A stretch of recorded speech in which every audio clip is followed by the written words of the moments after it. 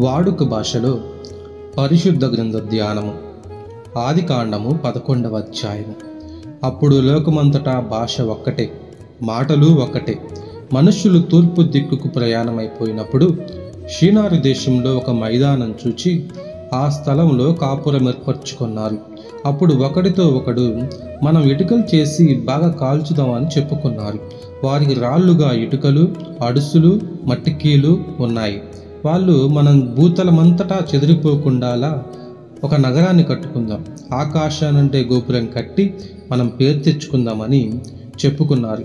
మానవ సంతానం కట్టుకుంటున్న నగరాన్ని, గోపురాన్ని చూడడానికి యెహోవా దిగివచ్చాడు. ఇదిగో, వీరు ఒకే ప్రజ, వీరికందరికీ భాష ఒకటే. ఇప్పుడు వీరు ఈ పని చేయడం ఆరంభించారు. ఇక వారు తలపట్టే ఏ పనికైనా ఆటంకాలు ఉండవు. రండి, దిగిపోదాం. అక్కడ ఒకరి పలుకు ఒకరికి అర్థం కాకుండేలా వారి భాషను తారుమారు చేద్దామన్నాడు యెహోవా దేవుడు. అందుచేత యెహోవా వాళ్ళను అక్కడి నుండి భూతలమంతటా చెదరగొట్టాడు. వాళ్ళు ఆ నగరాన్ని కట్టడం మానుకున్నారు. లోకమంతట్లో ఉండే భాషను యెహోవా అక్కడ తారుమారు చేసినందుచేత ఆ నగరానికి బాబేలు అనే పేరు వచ్చింది. యెహోవా వాళ్ళను అక్కడ నుండి భూతలమంతటా చెదరగొట్టాడు. షేము సంతతి వారి వంశావళి ఇది. జలప్రలయానికి 2 ఏళ్ల తరువాత షేముకు అతని 100వ ఏట అర్పక్షదు జన్మించాడు. అర్పక్షదు జన్మించిన తరువాత షేము 500 సంవత్సరాలు బ్రతికాడు. అతనికి కొడుకులు, కూతుళ్ళు జన్మించారు. అర్పక్షదుకు అతని 35వ ఏట షేలహు జన్మించాడు. షేలహు జన్మించిన తరువాత అర్పక్షదు 403 ఏళ్ళు బ్రతికాడు. అతనికి ఇంకా కొడుకులు, కూతుళ్ళు జన్మించారు. షేలహుకు అతని 30వ ఏట ఏబెరు జన్మించాడు. ఏబెరు జన్మించిన తరువాత షేలహు 403 ఏళ్ళు బ్రతికాడు. అతనికి ఇంకా కొడుకులు, కూతుళ్ళు జన్మించారు. ఏబెరుకు అతని 34వ ఏట పెలెగు జన్మించాడు. పెలెగు జన్మించిన తరువాత ఎబెరు 430 ఏళ్ళు బ్రతికాడు. అతనికి ఇంకా కొడుకులు, కూతుళ్ళు జన్మించారు. పెలెగుకు అతని 30వ ఏట రయు జన్మించాడు. రయు జన్మించిన తరువాత పెలెగు 209 ఏళ్ళు బ్రతికాడు. అతనికి ఇంకా కొడుకులు, కూతుళ్ళు జన్మించారు. రయుకు అతని 32వ ఏట సెరూగు జన్మించాడు. సెరూగు జన్మించిన తరువాత రయు 207 ఏళ్ళు బ్రతికాడు. అతనికి ఇంకా కొడుకులు, కూతుళ్ళు జన్మించారు. సెరూగుకు అతని 30వ ఏట నాహోరు జన్మించాడు. నాహోరు జన్మించిన తరువాత సెరూగు 200 ఏళ్ళు బ్రతికాడు. అతనికి ఇంకా కొడుకులు, కూతుళ్ళు జన్మించారు. నాహోరుకు అతని 29వ ఏట తెరహు జన్మించాడు. తెరహు జన్మించిన తరువాత నాహోరు 119 ఏళ్ళు బ్రతికాడు. అతనికి ఇంకా కొడుకులు, కూతుళ్ళు జన్మించారు. 70 ఏళ్ల వాడయ్యాక తెరహుకు అబ్రాము, నాహోరు, హారాను జన్మించారు. తెరహు సంతతి వారి వంశావళి ఇది. తెరహుకు అబ్రాము, నాహోరు, హారాను జన్మించారు. హారానుకు లోతు జన్మించాడు. హారాను తన తండ్రి తెరహు సముఖములో తాను పుట్టిన దేశములో, అంటే కల్దీయ వారి దేశములోని ఊరు పట్టణంలో చనిపోయాడు. అబ్రాము వివాహమాడాడు. అతని భార్య పేరు షారాయి. నాహోరు కూడా వివాహమాడాడు. అతని భార్య పేరు మిల్కా. ఆమె హారాను కూతురు. హారాను ఇస్కాకు కూడా తండ్రి. షారాయి గొడ్రాలు, ఆమెకు పిల్లలు లేరు.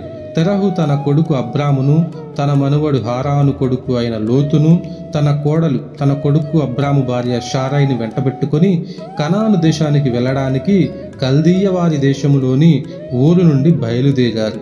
వారు హారాను చేరి అక్కడ కాపురం ఉన్నారు. తెరహు జీవించిన కాలం 205 ఏళ్ళు.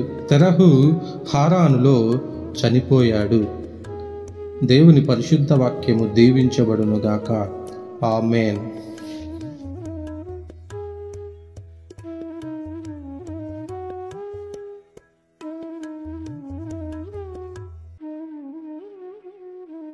జుంటి తేనె ధారల కంటే మధురమైన వాక్యాన్ని అనుదినము విందాం, అందరికీ వినిపిద్దాం. వాడుక భాషలో పరిశుద్ధ గ్రంథ ధ్యానము.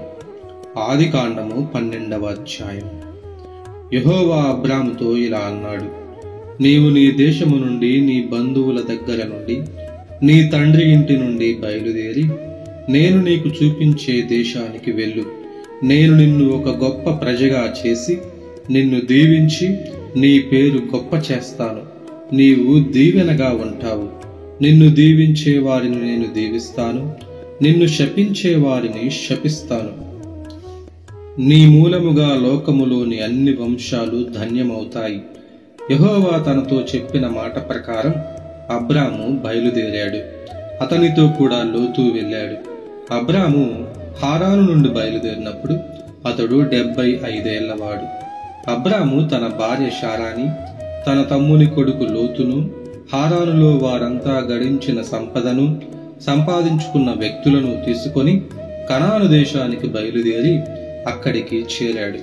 అబ్రాము ఆ దేశం మీదుగా దాటిపోతూ షెకెముకు, మోరేలో ఉన్న సింధూర వృక్షం దగ్గరికి వచ్చాడు. అప్పటికే కనాను వాళ్ళు ఆ దేశంలో ఉన్నారు. అక్కడ యెహోవా అబ్రాముకు ప్రత్యక్షమై, నేను ఈ దేశం నీ సంతానానికి ప్రసాదిస్తాను అన్నాడు. తనకు ప్రత్యక్షమైన యెహోవాకు అబ్రాము ఒక బలిపీఠం కట్టాడు. అతడు అక్కడి నుండి బేతేలుకు తూర్పున ఉన్న పర్వతం దగ్గరికి వెళ్లి తన గుడారం వేసుకున్నాడు. దానికి పడమట బేతేలు, తూర్పున హాయి ఉన్నాయి. అక్కడ యెహోవాకు బలిపీఠం కట్టి యెహోవా పేరట ప్రార్థించాడు. అబ్రాము ఇంకా నెగెవు వైపుకు ప్రయాణాలు చేస్తూ ఉన్నాడు. ఆ దేశంలో కరువు వచ్చింది. అది తీవ్రతరం కావడం చేత అబ్రాము ఈజిప్టు దేశంలో కొంతకాలం ఉండడానికి అక్కడికి వెళ్ళాడు. ఈజిప్టు సరిహద్దుల దగ్గరికి వచ్చినప్పుడు అబ్రాము తన భార్య శారైతో ఇలా అన్నాడు, ఇదిగో విను, నీవు చక్కని దానివని నాకు తెలుసు.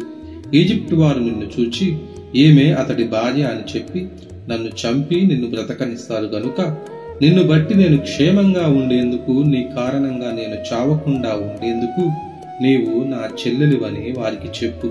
ఆమె చాలా అందగత్తె. అబ్రాము ఈజిప్టుకు వచ్చిన తరువాత ఈజిప్టు వారు ఇది చూశారు. ఫరో అధిపతులు ఆమెను చూచి చక్రవర్తి ఎదుట శ్లాఘించారు గనుక చక్రవర్తి భవనానికి ఆమెను తీసుకుపోవడం జరిగింది. ఆమెను బట్టి చక్రవర్తి అబ్రాముకు మేలు చేశాడు. అతనికి గొర్రెలు, ఎడ్లు, గాడిదలు, పనివాళ్లు, పనికత్తెలు, ఒంటెలు లభించాయి. అబ్రాము భార్య శారై కారణంగా యెహోవా చక్రవర్తిని, అతడి ఇంటి వాళ్లను ఘోరమైన రోగాలతో బాధించాడు. అందుచేత ఆ చక్రవర్తి అబ్రామును పిలిపించి అతనితో ఇలా అన్నాడు, నీవు నాకు చేసినదేమిటి? ఆమె నీ భార్య అని నాకు ఎందుకు చెప్పలేదు? నీవు ఆమె నా చెల్లెలని చెప్పావేం? ఆమెను నా భార్యగా స్వీకరించేందుకు ఆమెను తీసుకున్నాను. ఇదిగో నీ భార్య. ఇప్పుడు నీవు ఆమెను తీసుకుని వెళ్ళిపో. అప్పుడు చక్రవర్తి అతని గురించి తన మనుషులకు ఆజ్ఞాపించాడు. వాళ్ళు అతనికి ఉన్నదంతటిని తీసుకుని పోనిచ్చారు. అతన్ని, అతని భార్యను పంపించి వేశారు. దేవుని పరిశుద్ధ వాక్యము దీవించబడునుగాక. ఆమేన్.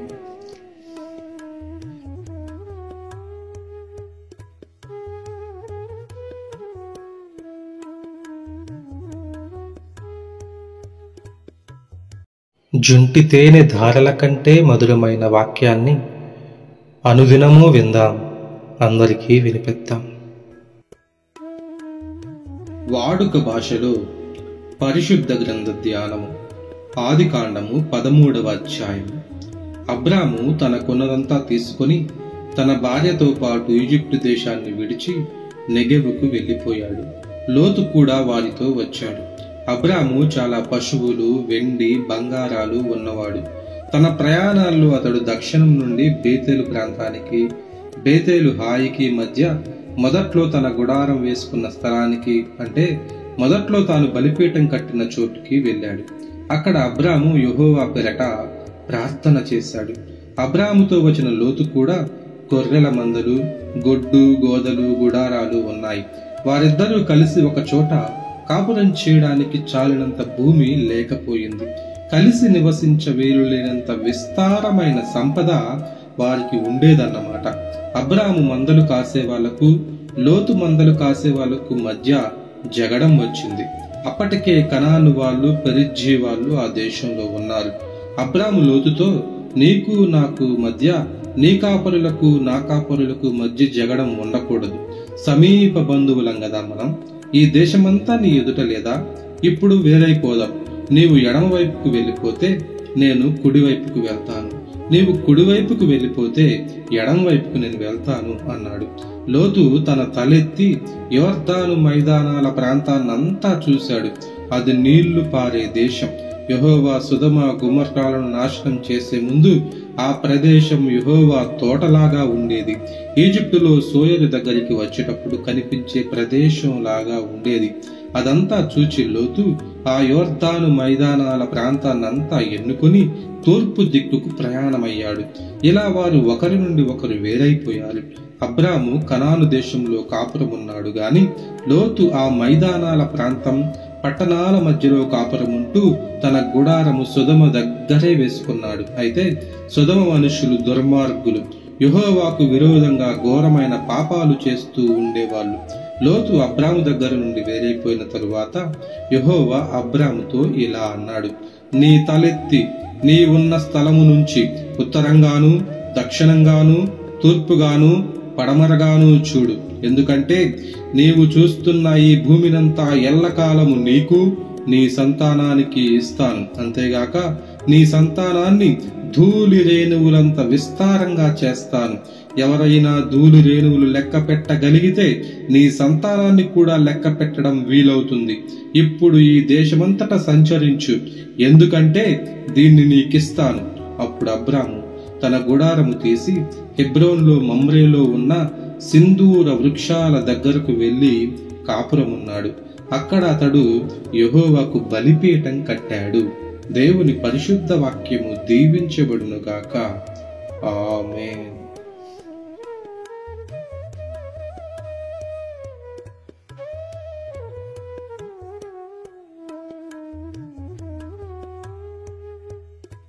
జుంటి తేనె ధారల కంటే మధురమైన వాక్యాన్ని అనుదినము విందాం, అందరికీ వినిపిద్దాం.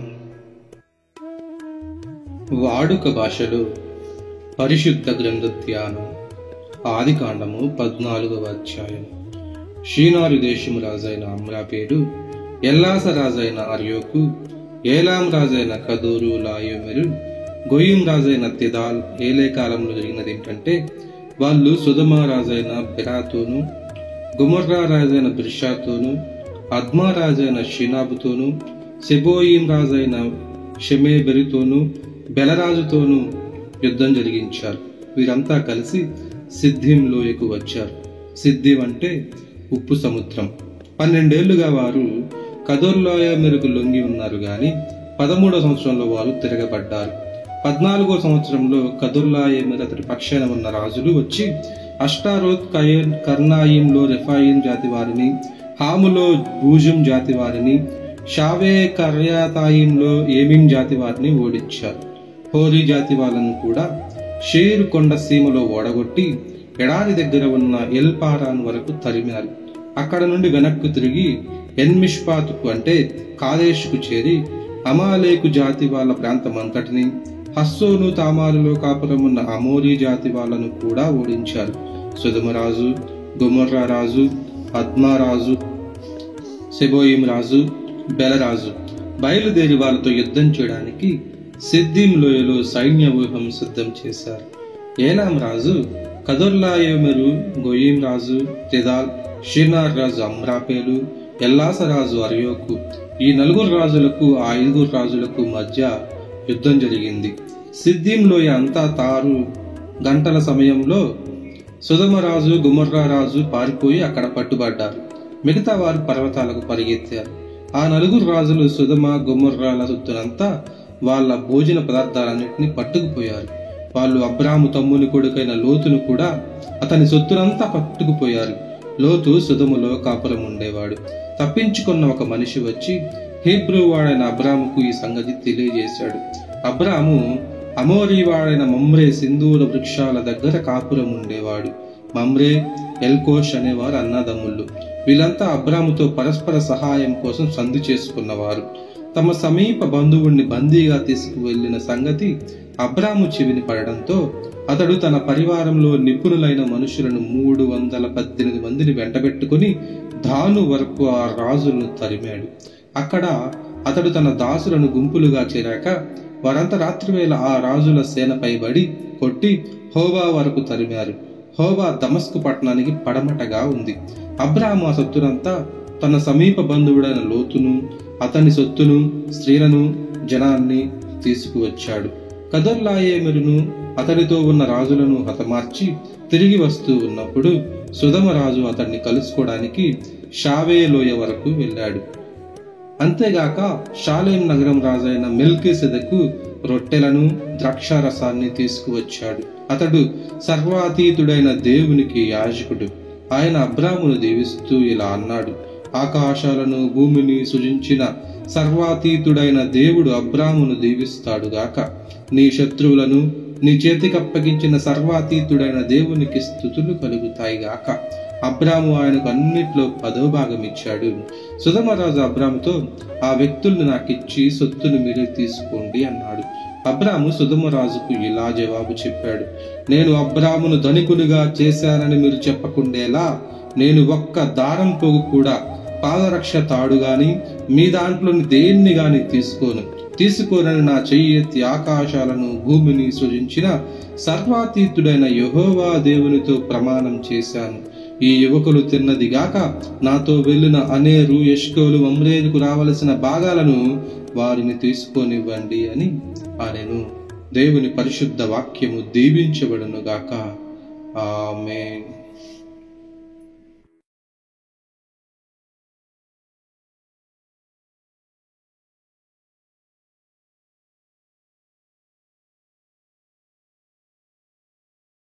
జుంటి తేనె ధారల కంటే మధురమైన వాక్యాన్ని అనుదినము విందాం, అందరికీ వినిపిద్దాం. వాడుక భాషలో పరిశుద్ధ గ్రంథ ధ్యానం. ఆదికాండము 15వ అధ్యాయము. ఈ సంఘటనలు జరిగిన తరువాత యెహోవా అబ్రాముతో దర్శనంలో ఇలా మాట్లాడాడు: అబ్రాము, నీకు భయం ఉండకూడదు. నేనే నీకు ఢాలుగా ఉన్నాను. నీకు రాబోయే ప్రతిఫలం చాలా గొప్పది. అబ్రాము అన్నాడు: యెహోవా ప్రభు, నీవు నాకు ఏమిస్తే ఏం? నాకు సంతానం లేదు కదా. నా ఇంటికి వారసుడు దమస్కు పట్టణస్థుడైన ఎలియేజరు కదా. అబ్రాము ఇంకా అన్నాడు: ఇదిగో, నీవు నాకు సంతానాన్ని ప్రసాదించలేదు. ఇప్పుడు నా సేవకులలో ఒకడు నాకు వారసుడు. అప్పుడు యెహోవా అతనితో ఇలా మాట్లాడాడు: అతడు నీకు వారసుడు కాడు. నీకు జన్మించబోయే కుమారుడే నీకు వారసుడు అవుతాడు. యెహోవా అతన్ని బయటికి తీసుకుని వచ్చి ఆకాశం వైపు చూచి, నీకు చేతనైతే ఆ నక్షత్రాలను లెక్కించు అన్నాడు. నీ సంతతి వారు అలాగే ఉంటారని చెప్పాడు. అతడు యెహోవా మీద నమ్మకం ఉంచాడు. అతని నమ్మకమే నిర్దోషత్వంగా లెక్కలోనికి వచ్చింది. ఆయన అతనితో, నీకు ఈ దేశాన్ని వారసత్వంగా ఇవ్వడానికి నేను నిన్ను కల్దీయ దేశంలోని ఊరు నుండి రప్పించాను అన్నాడు.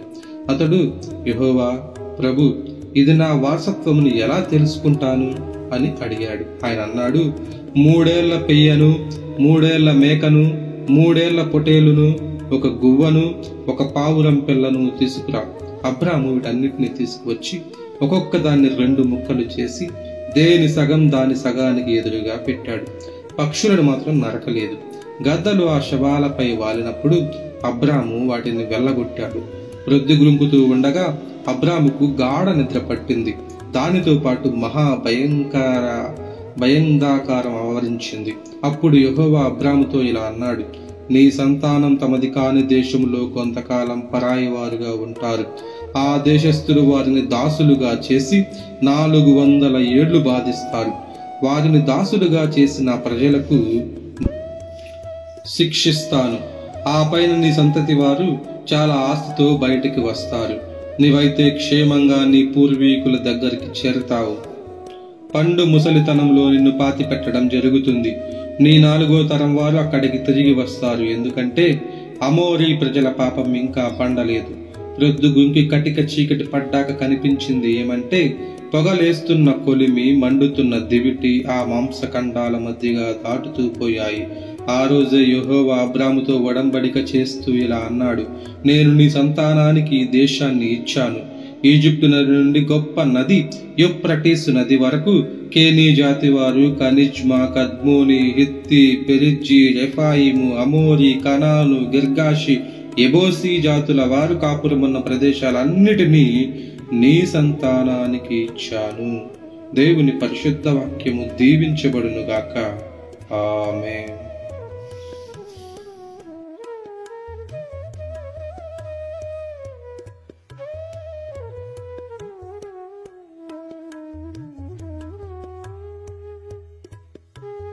జుంటి తేనె ధారల కంటే మధురమైన వాక్యాన్ని అనుదినము విందాం, అందరికీ వినిపిద్దాం. వాడుక భాషలో పరిశుద్ధ గ్రంథ ధ్యానము. ఆదికాండము 16వ అధ్యాయం. అబ్రాము భార్య శారై అతనికి సంతానాన్ని కనలేదు. ఆమెకు దాసి ఉంది, పేరు హాగరు. ఆమెది ఈజిప్టు దేశం. శారై అబ్రాముతో, చూసారా, నేను పిల్లల్ని కనకుండా యెహోవా చేశాడు. మీరు నా దాసి దగ్గరికి వెళ్ళండి, ఒకవేళ ఆమె మూలముగా నాకు పిల్లలు కలుగుతారు అంది. అబ్రాము శారై మాట విన్నాడు. ఇది అబ్రాము కనాను దేశంలో 10 ఏళ్లు కాపురం ఉన్న తరువాత జరిగిన సంగతి. అతని భార్య శారై ఈజిప్టు దేశానికి చెందిన తన దాసి హాగరును తన భర్త అబ్రాముకు భార్యగా ఇచ్చింది. అతడు హాగరుతో పోయినప్పుడు ఆమె గర్భవతి అయ్యింది. తాను గర్భవతి అయిన సంగతి తెలుసుకున్నప్పుడు ఆమె యజమానురాల్ని చిన్న చూపు చూచింది. అప్పుడు శారై అబ్రాముతో అంది, మీకు నా ఉసురు కొడుతుంది. నేను నా దాసిదాన్ని మీ కవిగట్ట చేర్చాను. తను గర్భం ధరించిన సంగతి తెలుసుకున్నాక నన్ను చిన్న చూపు చూచింది. నాకు మీకు మధ్య యెహోవా న్యాయం చేకూరుస్తాడు గాక. అప్పుడు శారైతో అబ్రాము ఇలా అన్నాడు, ఇదిగో నీ దాసి నీ చేతిలో మనిషే, ఆమెను ఏమైనా చేసుకోవచ్చు, నీ ఇష్టం అన్నాడు. శారై ఆమెను బాధ పెట్టింది గనుక ఆమె శారై దగ్గర నుండి పారిపోయింది. ఆమె ఎడారిలో షూరు ప్రదేశానికి పోయే దారిలోని నీటి బుగ్గ దగ్గర ఉన్నప్పుడు యెహోవా దూత ఒకడు ఆమె దగ్గరికి వచ్చాడు. హాగరు, శారై దాసి, నీవు వచ్చినది ఎక్కడి నుండి, వెళుతున్నది ఎక్కడికి అని అడిగాడు. ఆమె, నా యజమానురాలు శారై దగ్గర నుండి పారిపోయి వచ్చానండి అంది. ఆ దూత ఆమెతో అన్నాడు, నీ యజమానురాలి దగ్గరకు తిరిగి వెళ్ళి ఆమెకు లోబడి ఉండు. ఆ దేవత ఇంకా అన్నాడు, నీ సంతానాన్ని ఇంకా అధికం చేసి తీరుతాను, లెక్క పెట్టలేనంత మంది అవుతారు వారు. ఆ దేవదూత ఇంకా అన్నాడు, ఇప్పుడు నీవు గర్భవతివి, నీవు మగబిడ్డను కంటావు. అతనికి ఇష్మాయేల్ అనే పేరు పెట్టు, ఎందుకంటే యెహోవా నీ బాధ చూచాడు. నీ కొడుకు అడవి గాడిద లాంటి వాడుగా తయారవుతాడు. అతడికి తక్కిన వారందరికీ మధ్య పరస్పర విరోధం ఉంటుంది. అయితే అతడు తన సమీప బంధువులందరి దగ్గర కాపురం ఉంటాడు. ఆమె తనతో మాట్లాడిన యెహోవాకు నీవు చూస్తున్న దేవుడవి అనే పేరు పెట్టింది, ఎందుకంటే ఆమె ఇక్కడ సహా నన్ను చూచిన దేవుడు నాకు కనిపించాడా అంది. అందుచేత అక్కడి బావిని బెయేర్ లహైరోయి అంటారు. అది కాదేశుకు బెరేదుకు మధ్య ఉంది. తరువాత హాగరు అబ్రామును ఒక కొడుకు కన్నది. అబ్రాము హాగరు కన్న తన కొడుకును ఇష్మాయేల్ అనే పేరు పెట్టాడు. అబ్రాముకు హాగరు ఇష్మాయేల్ను కన్నప్పుడు అతని వయస్సు 86 ఏళ్ళు. దేవుని పరిశుద్ధ వాక్యము దీవించబడునుగాక. ఆమేన్.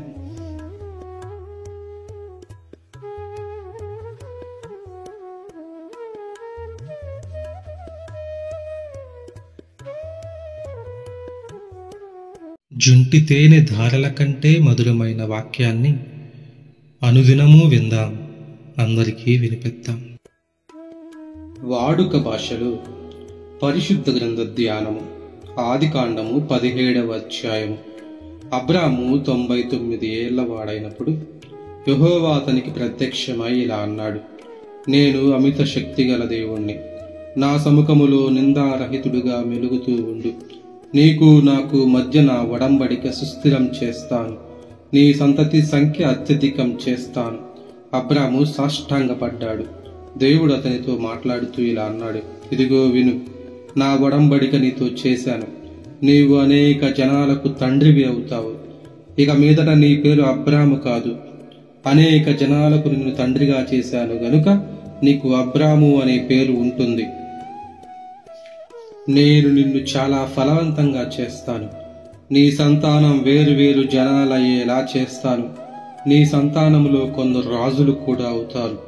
నాకు నీకు నీ తరువాతి తరాలలో నీ సంతతి వారికి మధ్య నా ఒడంబడిక సుస్థిరం చేస్తాను.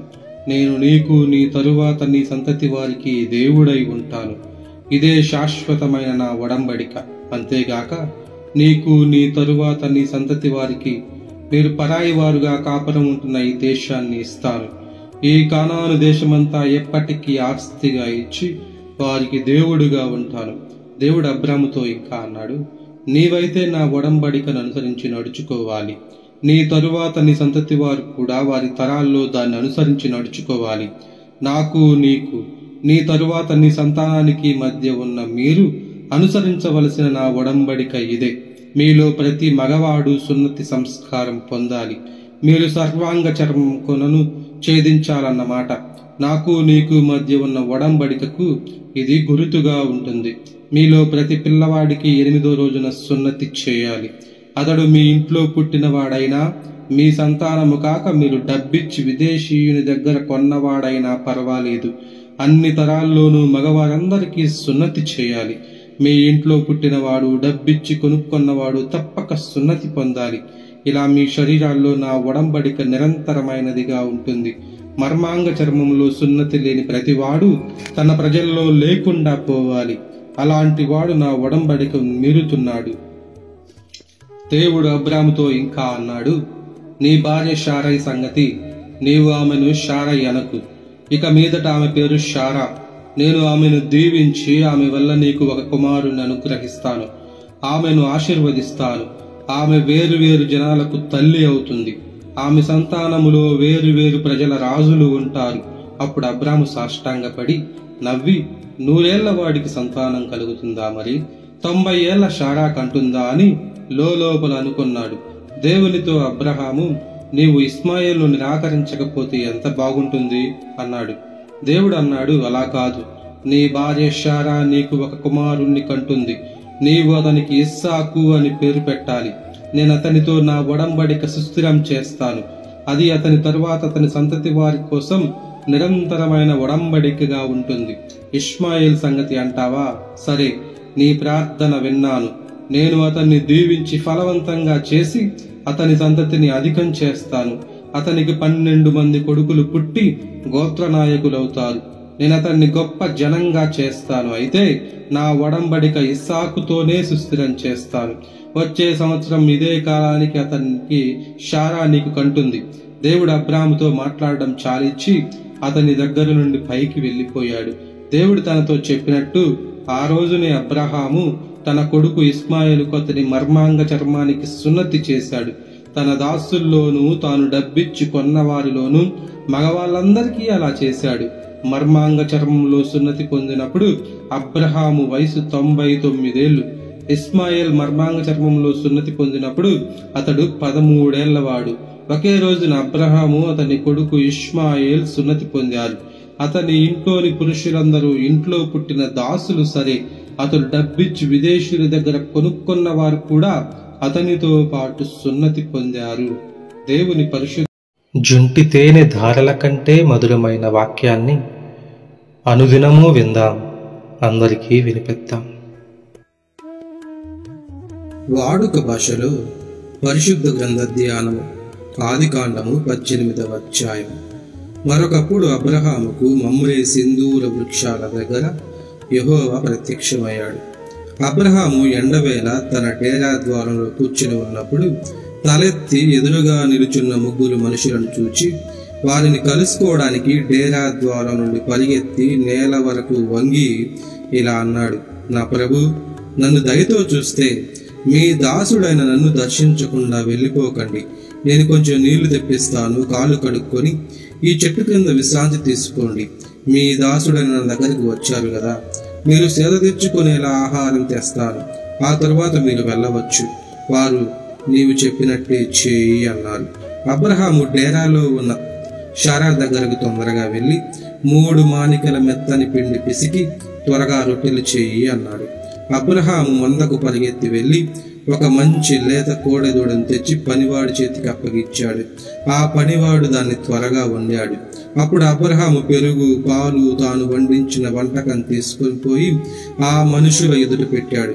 వారు భోజనం చేస్తూ ఉంటే అతడు వారి దగ్గర ఆ చెట్టు కింద నిలుచున్నాడు. వారు, నీ భార్య శారా ఎక్కడ ఉంది అని అతన్ని అడిగారు. అదిగో డేరాలో ఉంది అన్నాడు. ఆయన వచ్చే సంవత్సరం ఇదే కాలంలో నీ దగ్గరకు తప్పకుండా తిరిగి వస్తాను. అప్పుడు నీ భార్య షారాకు కుమారుడు కలుగుతాడు అన్నాడు. ఆయనకు వెనుక ఉన్న డేరా ద్వారంలో షారా ఆ మాటలు వింటూ ఉంది. అబ్రహాము షారా ఇద్దరు వయస్సు మలిన వృద్ధులు. షారాకు కాన్పులు ఒడిగిపోయాయి. అందుచేత షారా తన మనసులో నవ్వుకుంటూ, నేను నిరసించిపోయాక, నా యజమానుడు ముసలివాడయ్యాక నాకు మరి అలాంటి సంతోషం కలుగుతుందా అనుకుంది. అప్పుడు యెహోవా అబ్రహాముతో, షారా ఎందుకు నవ్వింది? ముసలిదానినైన నాకు నిజంగా సంతానం కలుగుతుందా అని ఎందుకు అన్నది? యెహోవా చేయలేనిది ఏదైనా ఉన్నదా? వచ్చే సంవత్సరం నేను నియమించిన ఈ కాలంలో నీ దగ్గరకు తిరిగి వస్తాను. షారా కుమారుణ్ణి కంటుంది అన్నాడు. షారాకు భయం వేసి నేను నవ్వలేదని బొంకింది. యెహోవా, అలా అనకు, నీవు నవ్వావు అన్నాడు. ఆ పైన మనుషులు అక్కడి నుండి బయలుదేరి సొదొమ వైపు చూస్తూ ఉన్నారు. అబ్రహాము వారిని సాగనంపడానికి వెళ్ళాడు. అప్పుడు యెహోవా ఇలా అనుకున్నాడు, నేను చేస్తున్నది అబ్రహాముకు తెలుపకుండా ఉంటానా? అబ్రహాము బలమైన గొప్ప ప్రజకు తండ్రి అవుతాడు కదా. అతని మూలంగా లోకంలో అన్ని జనాలకు దీవెనలు వస్తాయి కదా. అబ్రహాము తర్వాత అతని సంతతి వారు, ఇంటి వారు నీతి న్యాయాలతో బ్రతుకుతూ యెహోవా మార్గాన్ని అనుసరించేలా అతడు వారికి ఆజ్ఞాపించాలి. అందుకే నేను అతన్ని ఎరిగి ఎన్నుకొన్నాను.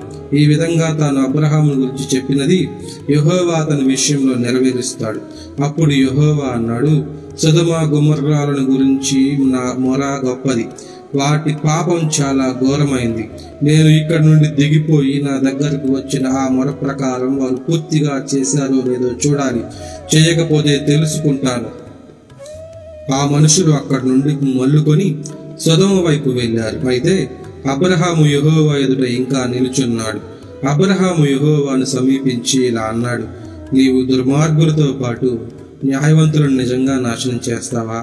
ఒకవేళ ఆ పట్టణంలో 50 మంది న్యాయవంతులు ఉన్నారేమో. అందులో ఉన్న 50 మంది న్యాయవంతుల కోసం ఆ స్థలాన్ని నాశనం చేయకుండా క్షమించవా? న్యాయవంతులను దుర్మార్గులతో పాటు చంపడం నీకు దూరం కావాలి. దుర్మార్గుల పట్ల ఎలాగో న్యాయవంతుల పట్ల అలాగే వ్యవహరించడం నీకు దూరం అవుతుంది గాక. లోకమంతటికి న్యాయమూర్తి న్యాయంగా తీర్పు తీర్చడా? యెహోవా, సొదొమలో 50 మంది న్యాయవంతులు కనబడితే వారి కోసం ఆ స్థలాన్నంతా క్షమిస్తాను అన్నాడు. దానికి అబ్రహాము, ఇదిగో నేను ధూళి బూడిద లాంటి వాడిని, అయినా యెహోవాతో మాట్లాడడానికి పూనుకున్నాను. ఒకవేళ 50 మంది న్యాయవంతుల లెక్కలో 5 తక్కువ ధరనుకో, 5 తక్కువ కావడం చేత ఆ పట్టణం అంతా నాశనం చేస్తావా అని ప్రత్యుత్తరం ఇచ్చాడు. అక్కడ 45 న్యాయవంతులను నేను చూస్తే దాన్ని నాశనం చేయడు అన్నాడు యెహోవా. మరోసారి అబ్రహాము ఆయనతో, అక్కడ 40 మంది మాత్రం కనబడతారేమో అన్నాడు. 40 మంది ఉంటే వారిని బట్టి దాన్ని నాశనం చేయను అన్నాడు ఆయన. ప్రభు కోపం రాకపోతే నేను ఇంకా మాట్లాడతాను. ఒకవేళ 30 మంది అక్కడ కనిపించవచ్చు అని అబ్రహాము అన్నాడు.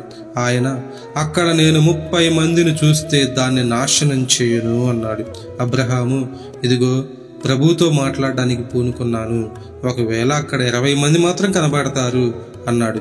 ఆయన, 20 మంది ఉంటే వారిని బట్టి దాన్ని నాశనం చేయను అన్నాడు. అతడిలా అన్నాడు, ప్రభు కోపం రాకపోతే ఇంకోసారి మాత్రమే మాట్లాడతాను. ఒకవేళ 10 మంది మాత్రమే అక్కడ కనిపిస్తే, ఆయన, 10 మంది ఉంటే వారిని బట్టి దాన్ని నాశనం చేయను అన్నాడు. అబ్రహాముతో మాట్లాడడం మానుకుని యెహోవా వెళ్ళిపోయాడు.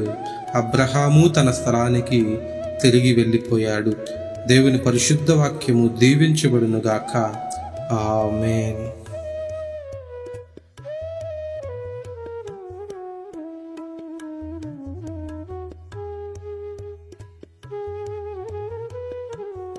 జుంటి తేనె ధారల కంటే మధురమైన వాక్యాన్ని అనుదినము విందాం, అందరికీ వినిపిద్దాం. వాడుక భాషలో పరిశుద్ధ గ్రంథ ధ్యానము. ఆదికాండము 19వ అధ్యాయం. సాయంకాల సమయంలో ఆ 2 దేవదూతలు సొదొమకు బయలుదేరారు. అప్పుడు లోతు సొదొమ ప్రధాన ద్వారం దగ్గర కూర్చుని ఉన్నాడు. లోతు వారిని చూడడంతోనే వారిని కలుసుకోవడానికి లేచి సాష్టాంగపడి, నా యజమానులారా, దయచేసి మీ దాసుడైన నా ఇంటికి రండి. ఇక్కడ మీ కాలు కడుక్కొని రాత్రి గడిపి పెందల కాడ లేచి మీ దారిని సాగిపోవచ్చు అన్నాడు.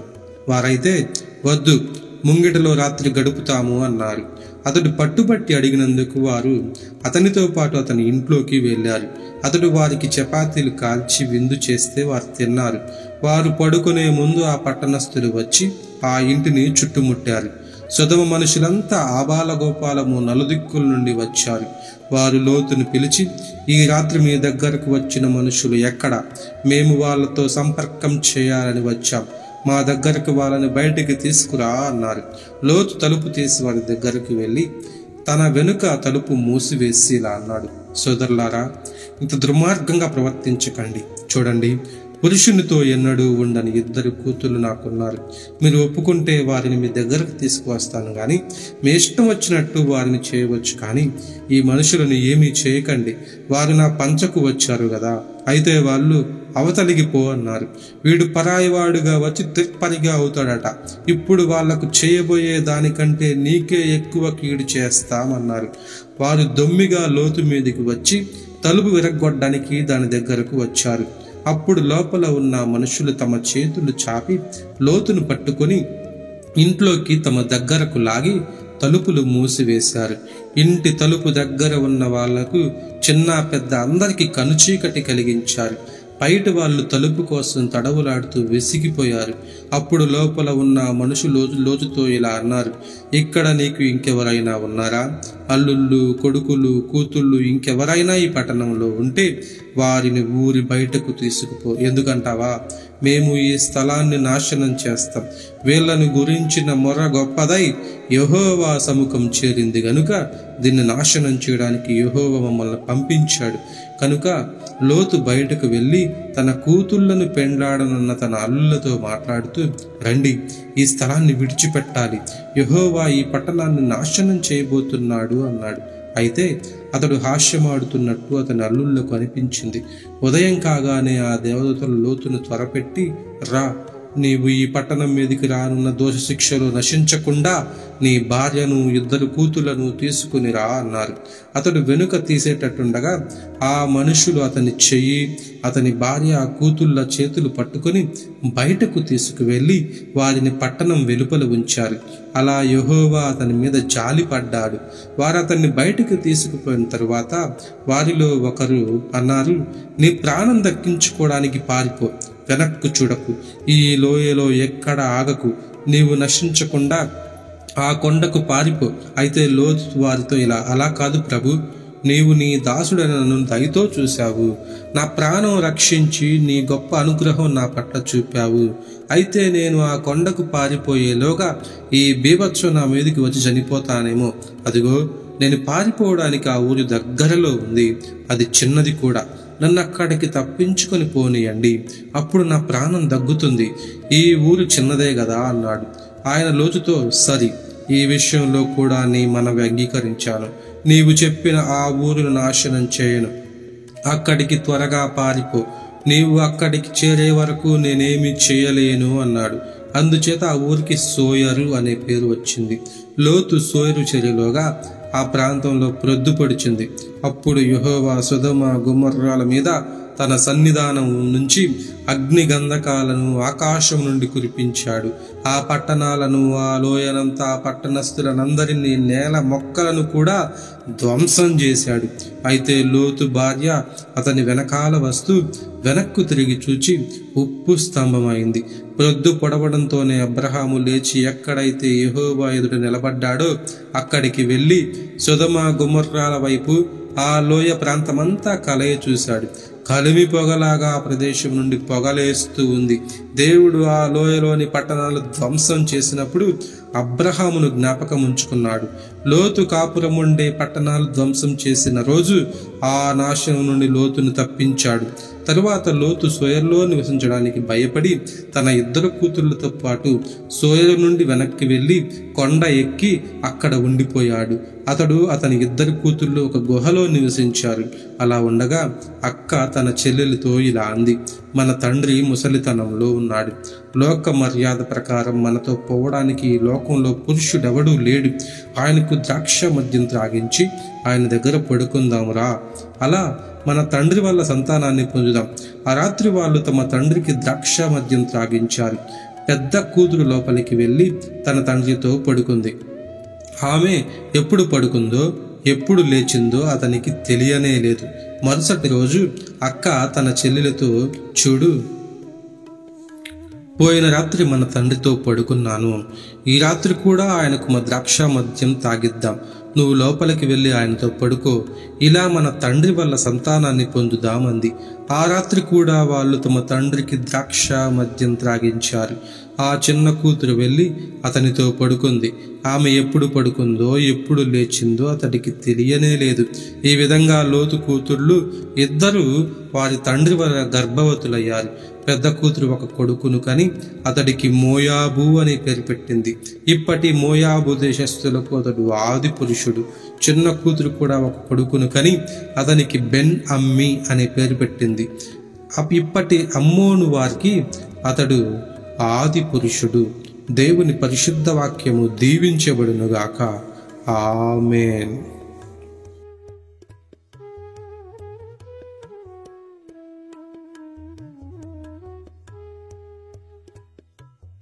జుంటి తేనె ధారల కంటే మధురమైన వాక్యాన్ని అనుదినము విందాం, అందరికీ వినిపిద్దాం. వాడుక భాషలో పరిశుద్ధ గ్రంథ ధ్యానము.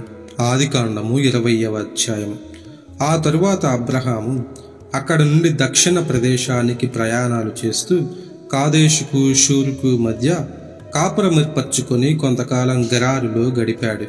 అక్కడ అబ్రహాము తన భార్య శారాను గురించి, ఈమె నా చెల్లెలని చెప్పినందుచేత గెరారు రాజైన అబీమెలెకు తన ఇంటికి శారాను రప్పించుకున్నాడు. అయితే రాత్రివేళ దేవుడు కలలో అబీమెలెకు దర్శనమై అతడితో, నీవు రప్పించుకున్న ఆ స్త్రీ కారణంగా నీవు చావాలి, ఎందుకంటే ఆమె ఒక మనిషి భార్య అన్నాడు.